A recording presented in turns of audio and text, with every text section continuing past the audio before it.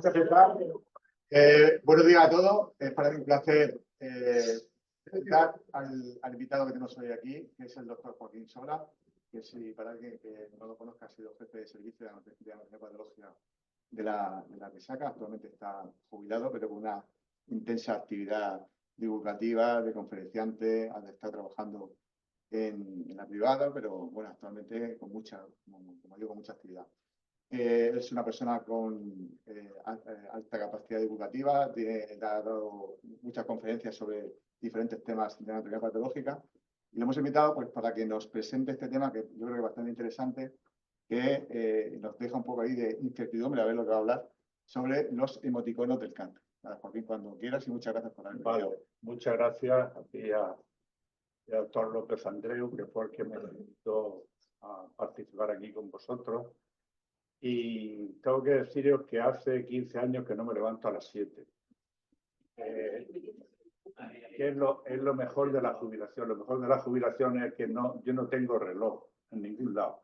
Y cuando le pregunto la hora, se la pregunto a mi mujer, pero como está en Madrid, pues no le pregunto la hora. Bien, eso es muy importante. Y otra cosa también importante, cuando lleguéis a la jubilación, es tener preparado algo que os distraiga, no leer el periódico ni hacer sudokus, que eso no vale para nada, sino forzar vuestra mente, porque hay una zona en el cerebro muy importante, yo la he estudiado mucho por la autopsia, que es el hipocampo, y en el hipocampo, que es donde está fundamentalmente el área de reconocimiento cognitivo, es la zona de mayor neurogénesis que hay. Por lo tanto, prepararlo. ¿Yo qué es lo que hago? Pues salirme de mi casa lo antes posible, porque si no mi mujer dice, vete a la tintorería y tráeme esta falda. Y claro, yo con esa categoría que tengo, ir por la calle con una falda, pues no está bien. Bueno, estas son totalmente bromas. Y gracias por haberme invitado. Y yo traigo aquí un tema que es bastante conflictivo porque no sabemos lo que hacer con él, o por lo menos hasta ahora no se sabe qué hacer con él. Y es el tema de las recidivas tardías a distancia en los carcinomas. Esto viene a raíz, perdona que me siente. Esto viene a raíz de este caso, que además era amiga íntima mía, que se nota un bulto y aquí en la ecografía se ve perfectamente una tumoración que es maligna con las especulaciones. Se le hace una tumorectomía amplia, que veis el tumor, y se le hace un estudio histológico. Ella tenía en aquel entonces 45 años y el estudio histológico pues, fue un carcinoma ductal infiltrante escasamente diferenciado, luminal B enriquecido en ER2, desde el punto de vista molecular. Pero mirar que he puesto aquí una flechita. Y esas flechitas que están están señalando unas células grandes, muy cromáticas, con muchos núcleos, que yo cuando lo vi, pues digo, bueno, pues una tibia pronunciada en un carcinoma diferenciado, punto y final. Y así me conformé. ¿Pero qué ocurrió? Que a los 15 años, mirar esta ecografía hepática, la cantidad de metástasis o de nódulos hipoecoicos que tiene, que se confirmaron que es una metástasis, y mirar aquí las células tumorales. Esto que hay aquí son espacios de retracción, no son vasos linfáticos. O sea, que teníamos aquí al principio una mujer que tenía un carcinoma con todos los criterios de estar curada. No había ni invasión vascular, ni habían ganglios positivos. O sea, el médico le dice, estás curada. Y a los 15 años se presenta el tema. ¿Qué es lo que ha ocurrido? Es la pregunta. ¿Qué ha ocurrido con esto? Bien, como sabéis, y vamos a introducirnos en esto, con respecto al origen del cáncer se ha hablado de dos teorías. Una que sería que procedería de la célula madre, esto es una glándula, que procedería de la célula madre, o de la célula diferenciada que procede de la célula madre. Por lo tanto, ahora la idea que se tiene es que el cáncer surge de la célula madre. Esa célula madre puede diferenciarse a células diferenciadas y a célula madre. O sea que tendría dos raíces, a partir de la célula diferenciada o a partir de la célula madre. Ese sería el origen del cáncer. Bien, el título que yo he puesto aquí son los emoticonos celulares del cáncer. Una vez un amigo mío de la PAT, de anatomía patológica, me dijo, cuando hagas una presentación, el título ponlo que sea muy raro para que la gente se pregunte de qué va a hablar este señor. Y efectivamente, yo cuando presento aquí los emoticonos celulares del cáncer, sus implicaciones clínicas son iguales, pero ¿de qué voy a hablar? Ahora lo veremos. Este es el esquema general que vamos a seguir y por lo tanto vamos a ver definir lo que es un emoticono, que ya lo sabéis que son figuras que expresan la emoción con diversos significados, ¿vale? De acuerdo. Y yo en el análisis del cáncer siempre he pensado que es una familia que, a pesar de ser muy agresiva, pero está bien avenida. Y entonces ahí hay muchos componentes celulares. Y yo a cada componente celular le he dado un emoticono. De tal forma que si nos ponemos en el ciclo celular, hay una célula que está al principio del ciclo celular, que estaría en G0, que sería la célula madre. Y esa célula madre está en actitud expectante. Hasta que no me digan que no me divido, yo sigo expectante. Cuando ya tiene estímulos para dividirse, se recorre el ciclo G1 y se coloca en la fase terminal de G1. Ya está en una fase lenta. O sea, ya está preparada para dividirse. Cuando deciden, el organismo decide que esa célula se divida, pues pasa a lo que se llama célula senescente. Hay muchos trabajos sobre lo que es la senescencia celular y ese es un fenómeno que ocurre. Nosotros tenemos dos edades. La edad cronológica, que es la que nos transcurre y no podemos modificarla, y la edad biológica, que es la edad de nuestras células. Pues bien, en la edad biológica ocurre la senescencia. ¿Y qué es la senescencia? Pues son células que paran, no se dividen, detienen su división porque se le está agrediendo. Entonces, la forma de que no se le agreda es para la división. Y eso es lo que se llama células senescentes.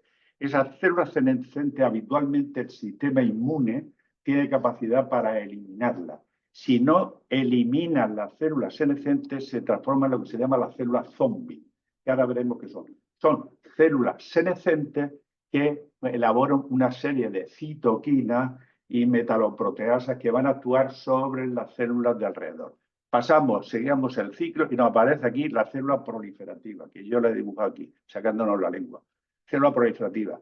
Pasamos luego a la fase M y aquí en la fase M es donde aparecen las células que van a ser el eje central de esta charla, que son las células carcinomatosas poliploideas gigantes. Esas células carcinomatosas poliploideas gigantes se dividen por meiosis, que si yo os pregunto lo que es meiosis, seguro que yo creo que no me va a decir nadie lo que es meiosis. En La Paz, cuando di la conferencia esta La Paz, también lo pregunté, fui muy atrevido y tampoco me lo dijeron. Y ahora diré por qué yo descubrí este término. Y esas células se dividen y dan lo que yo llamo las células diablo. No las llamo yo. Vienen del indio, que se llaman células Rajú, que significa las células rey o células diablo. Esas células diablo se dividen, van al torrente sanguíneo y se instalan en los órganos diana, como puede ser la mama, el pulmón o el hueso o el hígado, se instalan allí y se quedan en fase durmiente. La importancia de estas células en fase durmiente, me dijo Paco López Ayala, que estuve hablando cuando con este tema de la metástasis tardía, que esta célula, que hubo un congreso que duró 2 días dedicada a las células durmientes. Pues me hubiera gustado estar porque sé algo de las células durmientes, pero para hablar 2 días no sé de lo que hablaron, sino de los despertadores de las células durmientes, no sé. Vale, tenemos que si estamos hablando de cáncer, vamos a definir lo que es el cáncer. A mí la mejor definición es la que da Carlos López Otín, que yo es para mí mi referente del mundo mundial, que tuvo unos problemas en su laboratorio, tenía 200 ratones que estaba y una mañana se levantó, los tenía 20 años tratando para el problema del cáncer y cuando se levantó una mañana estaban todos muertos. Tuvo una depresión importante, se fue a París, bueno, un lío tremendo. Y entonces él tiene un libro que os recomiendo, si interesa en el cáncer, que se titula Egoístas, Inmortales y Viajeras. Bien, yo he ampliado la definición de cáncer y diremos que es una proliferación de células malignas, egoístas, inmortales, que es lo que él dice, dispuestas en un ambiente tumoral en forma de consorcio. Aquí veis una imagen que me proporcionó mi sobrino que trabajaba en inteligencia artificial sobre cáncer, mirar los consorcios celulares como son de distintos colores. Bien, que tienen capacidad para invadir, llegar a los vasos. Entonces, cuando llegan a los vasos, le llamaríamos viajeras, y cuando se instalan en el órgano diana es una metástasis. Entonces yo, para agregar a lo de maligna, egoísta, inmortal, viajera, yo dije, bueno, por la metástasis llamémosle ocupa. Entonces, porque realmente no es su sitio. Hablé con Carlos López y me dijo, sí, me parece un término adecuado, de tal forma que cuando pronunciaré el término de ocupa. Bien, como sabéis, las huellas del cáncer fueron trazadas en el año 22 por Hanagan. Yo lo que he hecho ha sido incorporar a las huellas del cáncer, que son todas estas características, por lo de egoísta. Egoísta, ¿qué características tiene? Porque son células que tienen una alta plasticidad, tienen un metabolismo propio, tienen una estabilidad genómica importante. Incluso en los tumores tienen microbiota. Dentro y la mama, dentro del tumor, puede haber microbiota, porque puede ir por los canalículos y llegar allí. Y es un tema que estoy ahora viendo, la microbiota en los cánceres que tienen comunicación con el exterior. Con respecto a las inmortales, pues tenemos que mantienen su actividad proliferativa, evaden los factores que no crezcan, remodulan su epigenética, destruyen el sistema inmune, tienen una capacidad inmortal de replicación. Y las viajeras, pues que circulan por los vasos sanguíneos, y con respecto a las ocupas, que tienen características de senescencia y además son las que producen las metástasis. Como vosotros sabéis, el tumor no vive solo, sino que vive en un microambiente, y el tumor conversa con su microambiente, necesita su microambiente. Y porque allí hay células que van a agredirle y van a tratar de destruir el tumor. Entonces el tumor lo que hace es conversar a través con interleuquina con las células tumorales, y conversa con el macrófago, que es una célula capaz de destruir el tumor, conversa y la transforma en un macrófago asociado al tumor. Ya tenemos un amigo. Con respecto a los fibroblastos, de nuevo, a través de factores de crecimiento, los fibroblastos los activan y los transforman en fibroblastos asociados al cáncer. Ya tengo otro amigo. También a estas células de tipo mesenquimal y a las células endoteliales para que tengan vascularización. En el cáncer sí han visto que se rodea de amigos para poder sobrevivir. Esto es, perdonad, ahora estando en la época de inteligencia artificial, que venga esta mierda de esquema, es explicativo.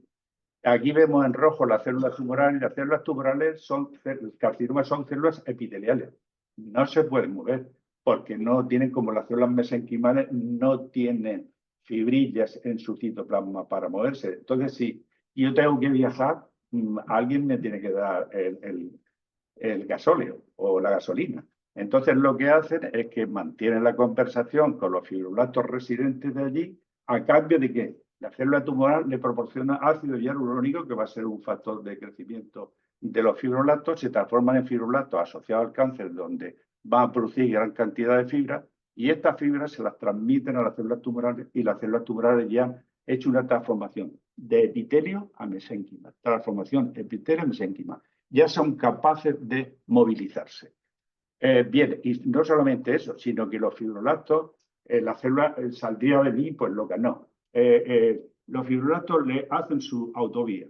Por aquí tienes que circular. Y ya veremos una imagen histológica, Paco, una imagen histológica, cómo los fibroblastos le van formando las vías de salida. Bien, una vez que tienen las vías de salida, ya hablaremos de este tema de aquí. Bien, dentro de la familia del cáncer, pues tenemos la célula cancerosa con propiedades de células madre. Yo, bajo el punto de vista de emoticonos, la veo así. Es una célula que no te dice nada, que está un poco extrañada, pero no te dice nada, pero es peligrosísima. ¿Y qué características tiene? Pues que tiene parado el ciclo de manera temporal, hasta que no tiene estímulo oncogénico, está parado. Es muy curioso porque dentro de los tumores, en un tumor de mama de 1 centímetro, aproximadamente el 5% de las células tumorales son células madre. Muy importante tenerlo en cuenta. Y además, estas células madre viven, están en nicho tumoral, pero ellas tienen su propio nicho tumoral. Son las que inician, proliferan y propagan el tumor, y son cuando nosotros lo agredimos a un tumor, ya vemos con qué podemos agredirle, para eliminarlo, estas células madre ofrecen resistencia, muy importante. Nosotros, los patólogos, podemos, en un tumor, nos manda un tumor de mama, nosotros podemos decir si hay células madre, sí. Ya se está haciendo en el Moral y la Pisaca, porque con Paco no he tenido oportunidad de verme, y hoy me alegra muchísimo. Somos muy amigos y somos tan amigos que hace mucho tiempo que no nos vemos, como ocurre con todos los amigos. Y nosotros somos capaces de ver las células cancerosas madre en la histología. ¿Con qué? Hay marcadores de superficie que marcarían la célula tumoral en la superficie de la membrana, y son estos, el CD44, 24, todo esto. Y luego hay factores nucleares, factores de transcripción genética, que son lo que conocéis vosotros, los factores de Yamanaka, son muy importantes. Como nosotros utilizamos el SOC2 y el OCT4, está en el TOC también, y luego están los factores de Thomson, donde está el SEC2 y el OCT3. Nosotros utilizamos de superficie todo esto de aquí, y como factores de transcripción genética, el SOC2, el OCT4 y el OCT. Bien, este es el panel C44 y tal. Este es el panel que utiliza el patólogo. Cuando un patólogo ve un tumor que es muy indiferenciado, la obligación que tiene es, ¿este tumor puede tener células madre? Porque ¿qué significado lleva el que se tenga células madre? Bien, aquí ya lo vemos como lo vemos nosotros, y mirar aquí cómo se marca la superficie, pues hacen las madres, marcadores de superficie y marcadores de núcleo, pero aquí no. Son fáciles de interpretar histológicamente. Hablamos de otra célula que aparece ahí, que diríamos que es la célula senescente. Senescente no significa vieja, sino que está en fase de parada. Eso es la senescencia. Es una célula tumoral con parada irreversible del ciclo celular. ¿Y por qué para el ciclo celular? Porque, y eso ocurre en las células normales, porque si yo me divido, es donde tú me puedes agredir, en la división, porque ahí soy débil. Pero si yo paro el ciclo, tú mi ADN no me lo vas a tocar, no me lo vas a dañar. Entonces, la célula tumoral con parada irreversible del ciclo celular en G1S, ante señales que dan, y esto puede ser a lo largo de la vida. Nosotros tenemos células senescentes, como he dicho, a lo largo de la vida, y la senescencia empieza a partir de los 40 años.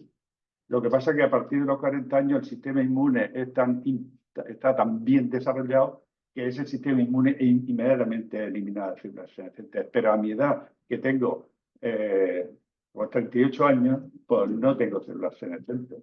Pero como tengo 78, pues sí tengo bastantes células senescentes. Y esas células senescentes son el motivo, son lo que producen la inflamación.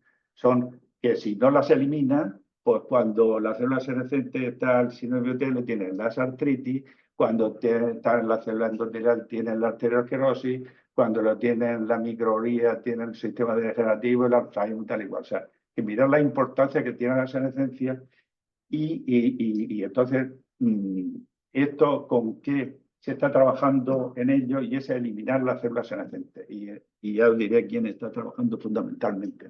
Por lo tanto, otro miembro de la familia.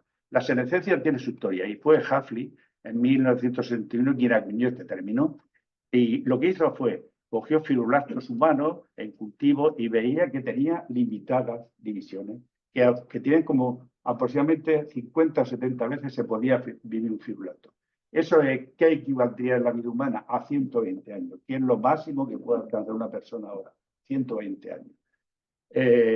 Yo creo que con el Elon Musk y con el otro, yo creo que no vamos a llegar ni a eso. Dentro de 5 o 6 años, el que llega a 60 ya tiene la gracia.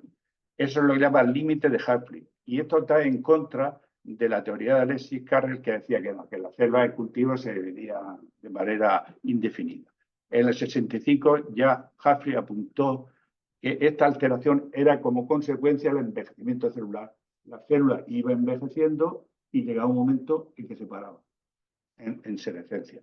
Pues en 1990 Hartley consideró que esto era debido a un acortamiento de los telómeros en cada división celular. Vosotros sabéis que los cromosomas, al final de los cromosomas están los telómeros, que son los que cuando hay una división celular hay un desgaste. Y entonces los telómeros, a través de una enzima, la telomerasa, repone. Pero cada vez que repone a una célula, pues se va desgastando. Y cuando llega un momento que no tenemos telómeros, pues adiós, muy bueno. Y eso es lo que se llama la senescencia replicativa. En 1977, Manuel Serrano, que este es bastante amigo mío, está ahora trabajando en el laboratorio con Jeff Bezos en senolíticos y junto con Ispizúa, dijo también que no solamente la senescencia provocada por replicativa, por la edad, sino también que podía provocarlo genes como RAR, o sea, que era senescencia inducida por oncogenes, otra forma de senescencia. Chen en el 95 dijo también el estrés oxidativo produce senescencia. De aquí el éxito de la dieta mediterránea. La dieta mediterránea tiene muchos antioxidantes y va a evitar el estrés oxidativo, o por lo menos disminuirlo. El 2002, Smith habló de que la quimioterapia también puede producir senescencia, importante. Y en el 2010, que la radioterapia también puede producir senescencia.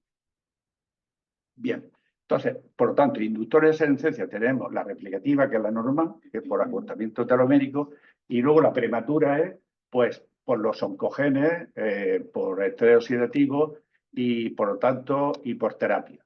Aquí tenemos a María Blasco Maruenda, que yo la conozco también y que está en una situación difícil porque como profesional ha sido impresionante, la que más sabe en telómeros del mundo, pero en la gestión pues no ha tenido suerte la mujer. Otra célula que vemos que es la siguiente que interviene en el tumor es la célula zombie. Es una célula que está entre la vida y la muerte. Es una célula que si no la elimina, pues se transforma en una célula senescente crónica. Y esta es ¿qué es lo que hace? Que cuando se transforma en un fenotipo que se llama fenotipo secretor asociado a la senescencia. O sea, que si tú no eliminas esta célula senescente, pues se está elaborando una cantidad de citoquinas inflamatorias que van a tener mucha trascendencia. El patólogo puede determinar también las células senescentes. No puede, sino que debe también. Hemos visto que hay que determinar el tumor si tiene células madre. Ahora, ¿cómo determinamos si hay células senescentes en el tumor? Pues viendo cómo son células que han parado el ciclo celular, viendo el índice proliferativo con Ki67, que será bajito. Y también porque P16 se activa cuando hay senescencia. Por lo tanto, ya tenemos marcadores del ciclo celular. Y con la hematoxilina vemos que son células muy grandes, que están vacuolizadas, que tienen muchos núcleos y que tienen alteraciones metabólicas. Entonces, esas alteraciones metabólicas, ¿cómo las vemos nosotros en la anatomía patológica? Pues midiendo la beta-galactosidasa, que se puede ver, o viendo la lipofuscina. Estas células también tienen alteraciones en la membrana nuclear y nosotros podemos determinarlo porque hay un descenso de la laminina B1. Y como estas células no entran en muerte programada, sino que están paradas, pues lo que tenemos que hacer es medir la antiapoptosis. ¿Y cómo la medimos? Pues viendo que hay un aumento de BCL2. Aquí tenemos algunas imágenes de células tumorales senescentes. Esto es un carcinoma, hepatocarcinoma con gran cantidad de lipofuscina. Y este en un cultivo de un hepatocarcinoma donde vemos estos azulados que son lisosomas, que es beta-galactosidasa. Porque las células tumorales necesitan mucha actividad y por lo tanto la beta-galactosidasa está aumentada. Y esto ya es un caso real también que os llevará, es un adenocarcinoma de colon. Y aquí, ¿qué llama la atención? A mí me llama la atención cuando veo esta preparación dos cosas. Que hay dos áreas distintas. Está esta área donde se ven células tumorales irregulares que tienen unos núcleos multiseriados, es mucho más oscuro. En cambio, aquí hay otras células más redonditas, con más citoplasma. Hay dos patrones distintos. ¿Qué es lo que ha pasado? Este paciente, antes de intervenirlo, se hizo neoadyuvancia. Y aquí vemos de nuevo la imagen, esta imagen tan distinta. Vemos estas células tumorales, que son propias originarias del tumor, donde está epitelio cilíndrico, pseudoestratificación, hay una disposición aleatoria y no hay infiltrado inflamatorio alrededor. El organismo no reconoce esto, lo deja ahí sin atacarle. Y sin embargo, cuando hemos hecho una neoadyuvancia, puede aparecer en el tumor este otro tipo de células, que son células más redonditas, con un nucleolo prominente, con un citoplasma amplio, y mirar el intenso infiltrado linfocitario que hay. Estas células tienen que ser atacadas. Bien, entonces la senescencia además es importante porque nos pregunta, ¿por qué a veces en el tumor hay un tumor de mama y al lado se está iniciando atipia? Y eso tiene explicación, puede tener esta explicación. Y es que cuando nosotros tratamos al tumor con cualquier agente genotóxico, pues es parte de estas células madres se transforman en células carcinomatosas poliploideas gigantes que van a elaborar esa citoquina. Y esa citoquina, si esta célula no es eliminada por el sistema inmune, esa citoquina lo que hace es que el epitelio de alrededor lo estimulan y producen una atipia secundaria. Por lo tanto, sería la célula carcinomatosa senescente la que provocaría la atipia. Por eso dice, bueno, si nada más que tenía este tumor y luego al cabo de años aparece otro, posiblemente fuera porque ya esa célula senescente había estimulado a otro foco de infección. Y este es el eje central de esta conferencia, las células carcinomatosas poliploideas gigantes, que ya con este término tan largo diga lo que son. Yo la he interpretado así, la he interpretado porque son células que paren, no se dividen normalmente, sino que paren a sus células. O sea, es un nuevo campo emergente en la carcinogénesis. ¿Y qué características tiene? Nada menos que fueron descritas en el año 1858 por Virchow. En el año 1858. ¿Qué hacemos los patólogos de entonces ahora? Pues en el 2019 era una subpoblación celular subestimada y los patólogos decíamos que eran los primeros que os presenté en el caso clínico. Aquellas flechitas que había de aquellas células atípicas y tal y cual, eran estas. Las células carcinomatosas poliploideas gigantes, que nosotros decíamos, que fue lo que yo dije en aquel entonces, pues esto es una atipia celular intensa y posiblemente el tumor es más agresivo, pero no te lo sé decir.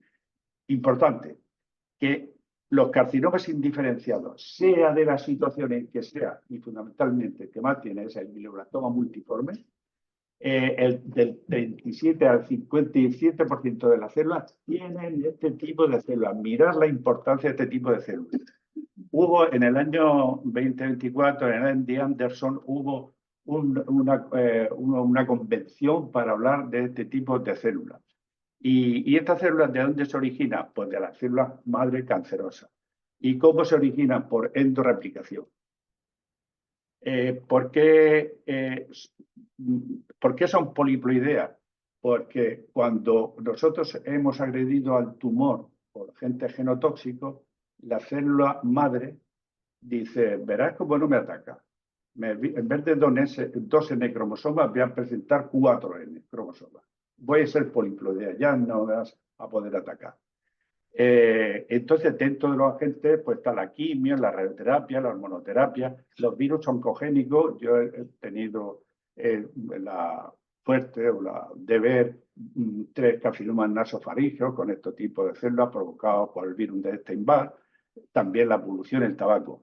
Suelen presentar, lógicamente, marcadores de células madre y de senescencia. Y tienen vimentina. Ya veréis la importancia que tiene la vimentina, que es una fibra dentro de las células mesenquimales. Estas células, como crecen, tienen gran capacidad de proliferar, necesitan oxígeno. Entonces, ¿qué es lo que hacen? Pues producen hemoglobina embrionaria para captar oxígeno. Y esto que pongo yo aquí, a los 21 días en cultivo celular presentan un crecimiento explosivo.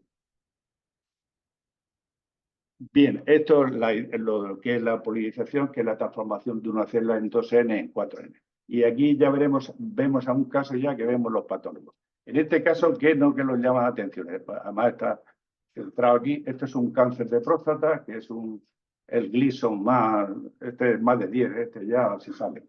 Y lo que llama la atención de nuevo es que hay células tumorales, pero aquí hay una típica multinucleación importante. Esto es un carcinoma nasofaríngeo con este tipo de células, con muchos núcleos muy grandes. Y estos son otros tipos de células. O sea, aquí vemos que es un carcinoma indiferenciado que presenta células carcinomatosas polipluridas cíclicas.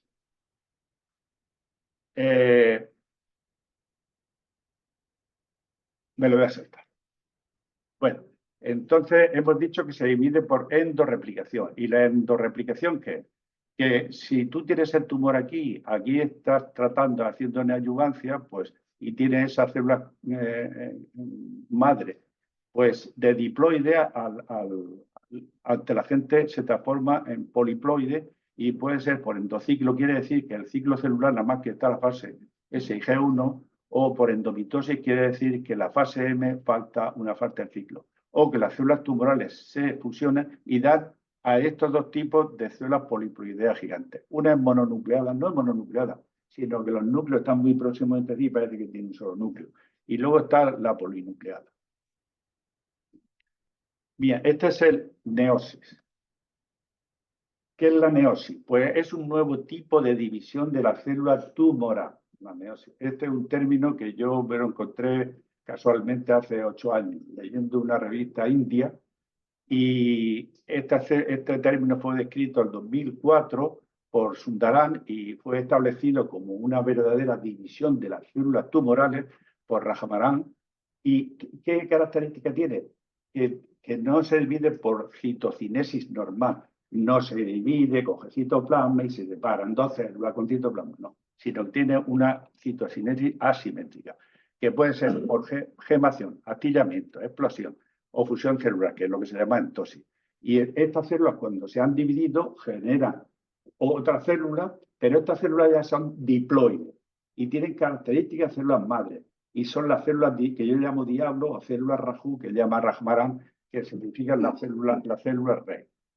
Bien, esta es la neosis. Aquí vemos representado en este esquema una célula gigante, porque es grande, multinucleada y es poliploidea. Mirad, los núcleos pueden hacer que los produzca pariendo núcleos. Aquí está pariendo los núcleos, aquí lo hace en forma de gemación y aquí lo hace en forma de encarcelamiento que van desprendiendo. Aquí vemos cómo la célula tumoral se ve ya no en la división normal de la mitosis. Eso es la neosis.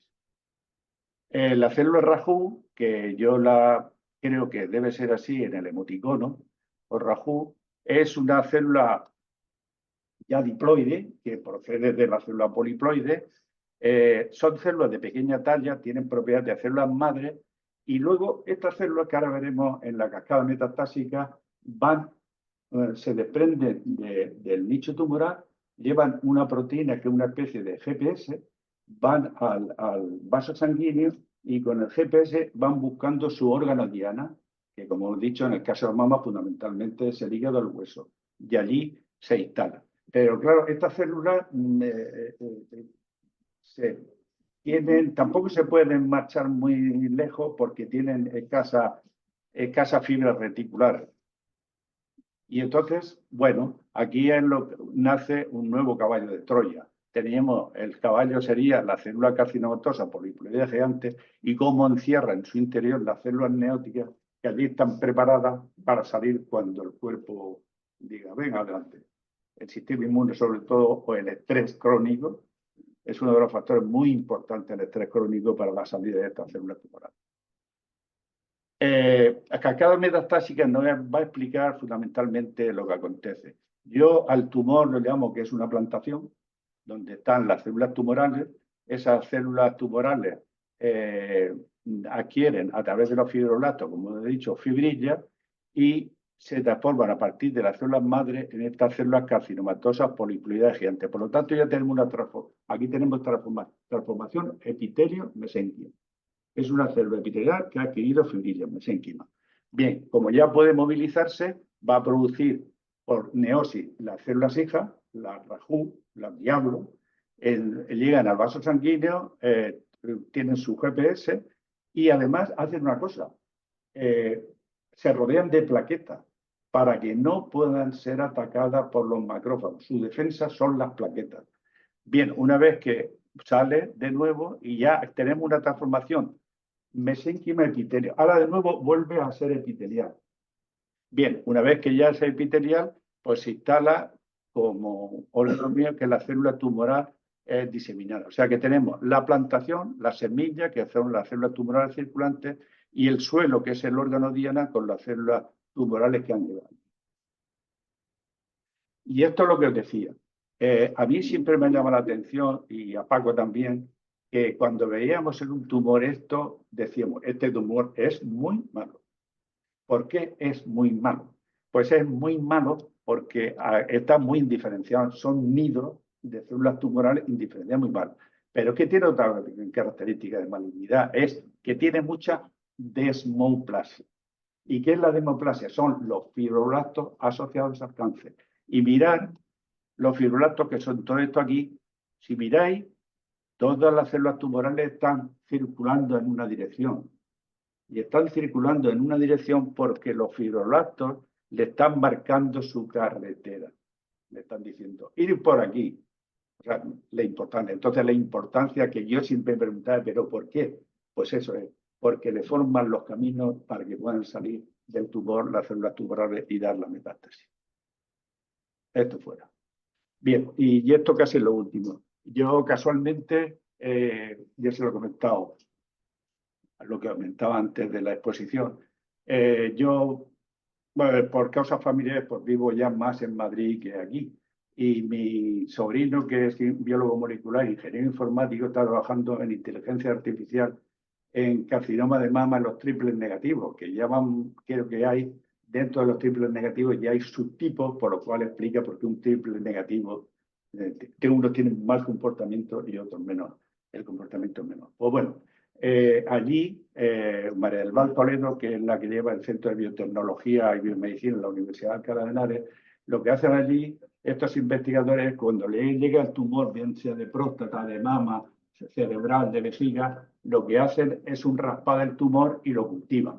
Bien, y van viendo qué ocurre a lo largo del tiempo. Entonces vieron lo que yo apunté anteriormente, que a los 21 días, en algunos tumores aparecen estas células grandes con muchos núcleos, multinucleares gigantes, y bueno, estos investigadores las miraban y decían, bueno, pues sí, son células. Y mi sobrino les dijo, yo tengo a mi tío que es excelente en citología. Y me llamó, tío, que creo que venga a interpretar una célula. Digo, muchacho, ¿cómo voy a meter yo gente del CSI que está aquí? Si yo soy de provincia, pero ¿cómo? ¿Qué voy a decir yo allí? Tú vente para acá. Total que me voy y yo tuve la suerte de, a raíz de la metástasis tardía de mi amiga, pues leer. Llevo 5 años leyendo sobre el tema y hace 3 años, pues que hay un trabajo de Rajamarán hablando de estas células. Yo llegué allí cuando me la enseñaron, sin dudar ninguna, les dije, estas son células carcinomatosas polipoides gigantes. Además lo dije muy rápido.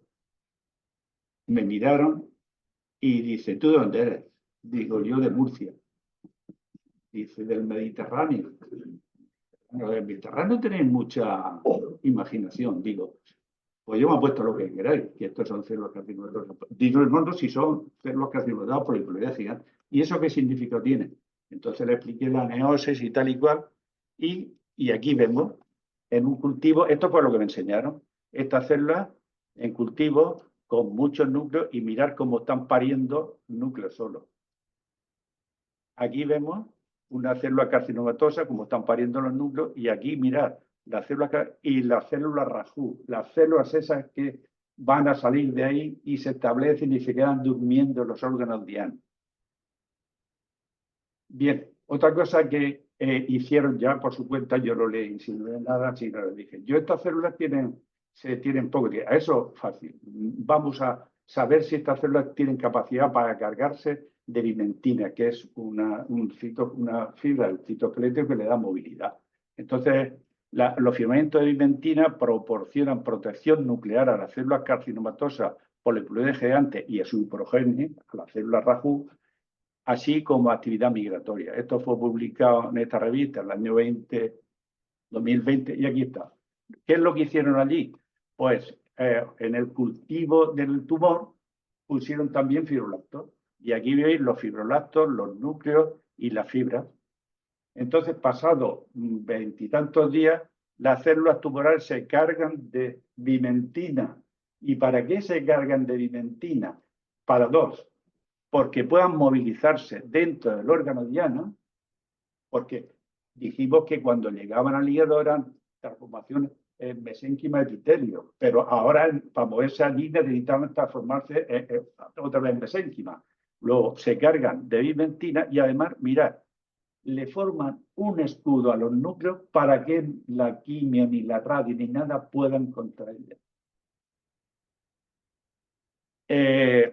Por lo tanto, y esto creo que es el final, ya una obligación que tiene el patólogo es que cuando veamos un tumor de donde proceda, estamos obligados a detectar si ese tumor tiene células senescentes.